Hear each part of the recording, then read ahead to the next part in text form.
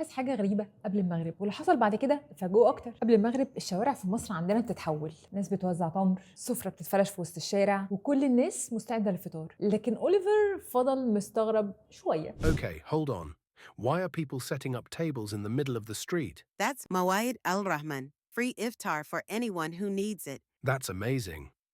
Who organizes this? Just normal people. Some donate money, others bring food, and some even cook. It's all about sharing. So, if I sit there, I can eat for free. Yeah, but it's mainly for people who really need it. ومش بس موائد الرحمن اللي اتفاجئ بيها أوليفر، كمان لقى ناس واقفة بتوزع تمر وعصير، ودي عاداتنا كمصريين.